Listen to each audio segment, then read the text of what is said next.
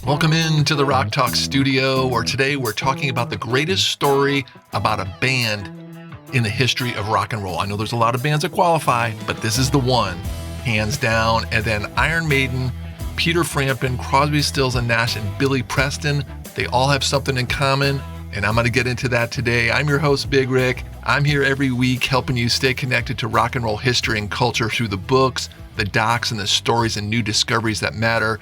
Let's plug in and see what's cooking this week.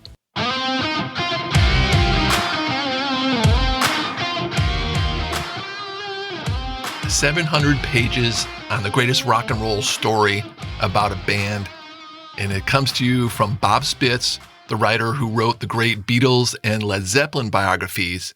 And you are in really good hands with this one. So why did I enjoy this story so much after knowing about the majority of what was written here?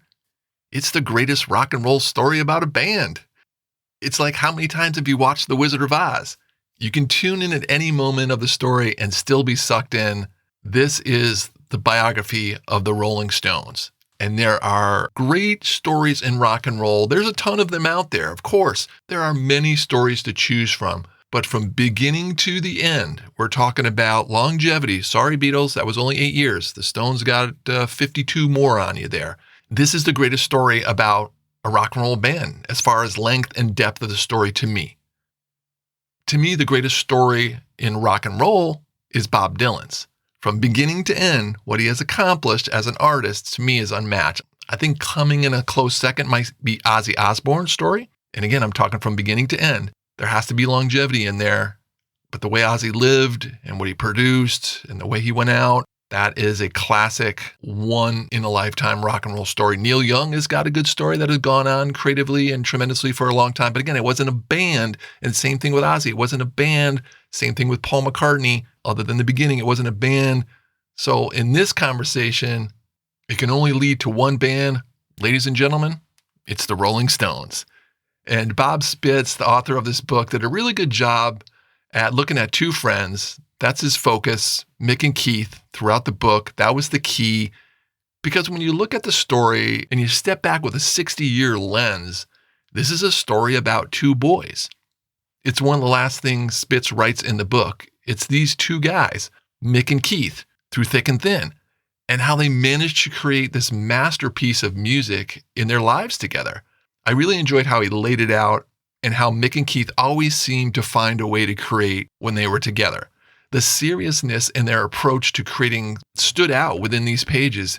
He did a really good job of showing how the friendship was not only creative, but also combustible, but strangely indestructible, while so many others around them were just pulled into their orbit and then damaged and even destroyed by it. And yes, much credit is given to Brian Jones, who started the band and takes up the majority of the first part of the book. Spitz tells the story with clarity without leaning too much into, too heavily into the legend, but not shying away from the ugly that was there with Brian Jones in the beginning part of the band. And right around this time in the book, after Brian passed and Mick Taylor is recruited, I found one thing I would have liked to have heard more of, and that was more from Mick Taylor. I would like to have heard more of his perspective.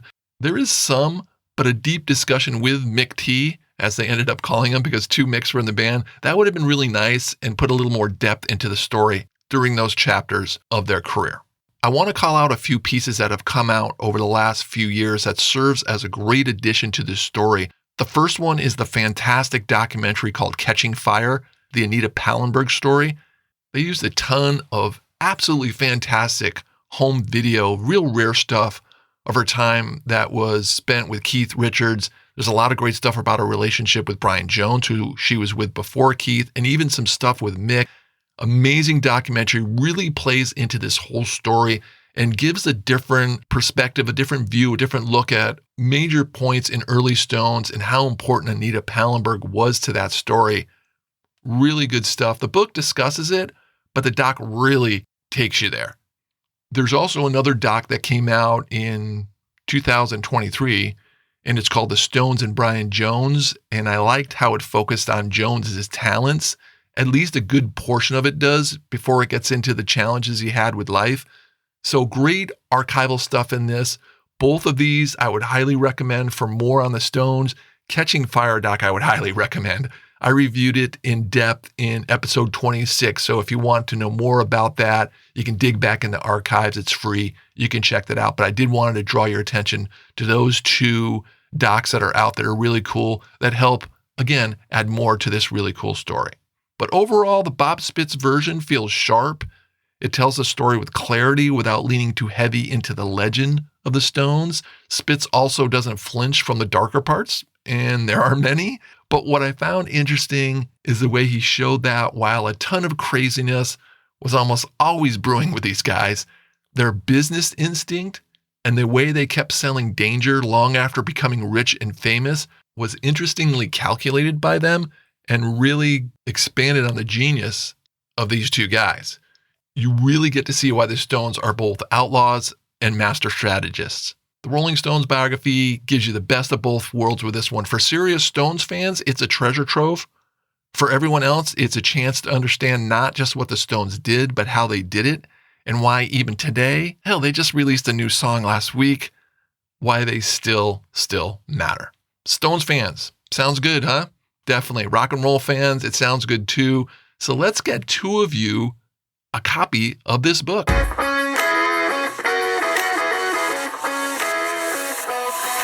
That's right. I'm giving away 2 copies of this Rolling Stones biography to 2 lucky winners. Thank you to Penguin Press, the publishing company who hooked me up with this.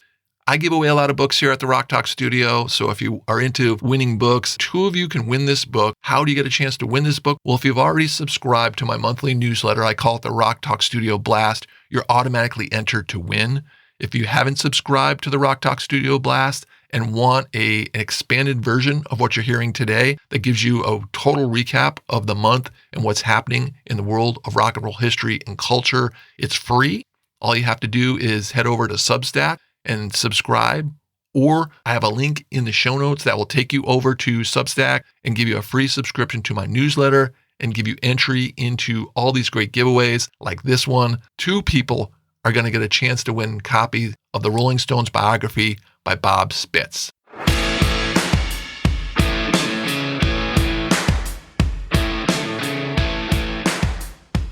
What I like about doing a weekly show, I can get you up-to-date news and information about what's happening in the rock and roll world, and then I can also update you on things that I talked about. There's some really cool documentary news that I want to get into today. We're going to do that with a couple of standouts, but I wanted to mention last week, one of my topics I focused on was the new Gregg Allman documentary and how fired up I am about that. I gave you some information about that. It's called Music of My Soul, and it was scheduled to be coming out this summer. Well, there's finally been a release date that just happened the other day, and that's June 17th. And then this morning, I actually saw the trailer to Music of My Soul. So a lot of information just came pouring out about the new Gregg Allman doc.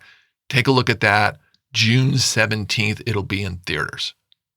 So let's see, I've got 4 other docs I want to get into. Iron Maiden's doc. This is a long-awaited documentary. It's now officially been given a title. It's called Burning Ambition, and it's heading to theaters coming up May 7th. What started as a 50-year anniversary documentary announcement now feels so much more real. There is a trailer, there is a release date, and they're talking about there's rare archival footage in this, some new Eddie animations, and interviews that stretch beyond the band itself. If it delivers, this could be one of the bigger rock doc events of the year for metal fans. I'm looking forward to this one, May 7th, Iron Maiden doc. Now here's a documentary that was talked about that kind of came out of nowhere. Graham Nash is saying the upcoming Crosby, Stills, and Nash documentary is not going to be the usual story about conflict and dysfunction in the band. He said, instead, it's going to focus on the deep love that held the band together, even through all the tension. Nash pointed to the way that connections show up in performance, in their chemistry, the laughter, and the sense that underneath everything that was going on, these guys really did love each other. The project is also expected to include 33 previously unreleased songs, which makes this one feel like more than just another archival release. And if this one comes together the right way, this could end up being really one of the most revealing and emotionally honest looks at Crosby, Stills, and Nash in a long time. Unfortunately, no release date on this one just yet. Here's another one that sounds really cool, and that's Peter Frampton. Peter Frampton documentary is called Frampton, and it looks like it could be one of the more meaningful rock docs of the year. It's premiering at the Tribeca Film Festival on June 4th in New York. It's a 104-minute film, and it's directed by Rob Arthur. And it feels like more than just a standard music doc. It follows Frampton from the huge success of Frampton Comes Alive to the final chapter that is shaped by his current health issues, giving the story both, you have the triumph and the heart, and just the whole feel sounds really good. It also has interview appearances from Ringo, Bill Wyman, which is interesting, Tom Morello, Sheryl Crow, Alice Cooper, Herb Albert. There's another really interesting one. Cameron Crowe's in this one with Nancy Wilson and Roger Daltrey also. There's clearly no shortage of perspective here. Peter Frampton's new documentary, Frampton. I'm going to keep you updated when I get a clear release date of when it's coming to theaters or streaming. One more to go, and this one is already out. It's called That's the Way God Planned It, and it is a very interesting documentary subject because I think this guy needs a documentary because he needs some credit for what he did in the world of rock and roll, and I'm talking about Billy Preston. It's being framed as a full-scale look at his career and his life, covering his work with the Beatles, the Stones, Sly Stone, Ray Charles, and others, while also dealing with the harder final chapters of his life. It premiered at a film festival in February, but is going out in theaters right now. No streaming just yet, but it's got to be real soon because it's in theaters. I'm really looking forward to seeing this when it comes around. That's the Way God Planned It.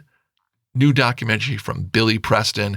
All these documentaries are on my radar, and I will keep you up to date on any new developments I hear about.